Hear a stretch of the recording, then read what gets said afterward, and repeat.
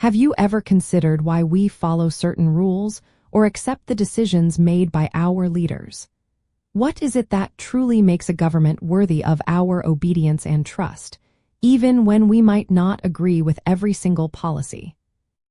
We determine legitimate political authority based on whether a government's power is justified and accepted by the governed. It is not merely about having the power to enforce rules, but rather the moral right to rule, which profoundly influences a society's stability and cooperation. When authority is seen as legitimate, citizens are more likely to comply with laws and contribute to the collective good voluntarily. The concept of political legitimacy is deeply rooted in philosophical traditions, primarily through ideas like social contract theory. Thinkers such as John Locke and Jean-Jacques Rousseau argued that authority derives its legitimacy from the consent of the governed. This means that citizens voluntarily agree, either explicitly or tacitly, to be ruled in exchange for protection of their rights or the common good. Beyond consent, legitimacy can also stem from established legal procedures and institutions, often termed rational legal authority, where power is exercised according to publicly known and accepted rules rather than arbitrary will. Furthermore, some theories suggest that a government gains legitimacy by effectively providing for the welfare and security of its populace. To assess whether an authority is legitimate, we often look for several key indicators.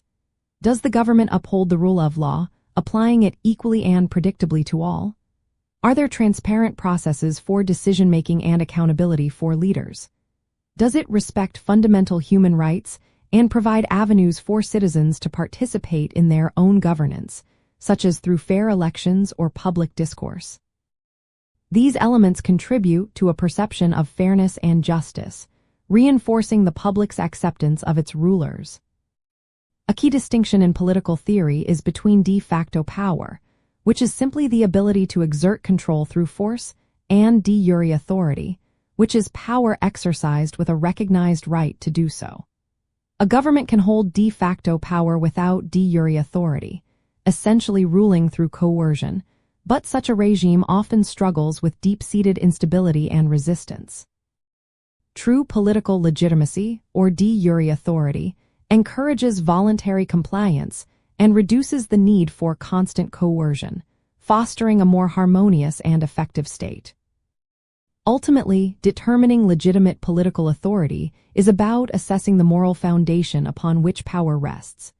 It asks whether a government earns and maintains the trust of its people through just processes, respect for rights, and effective governance. This ongoing assessment is crucial for maintaining social order, protecting freedoms, and ensuring that power serves the governed, not just the governors.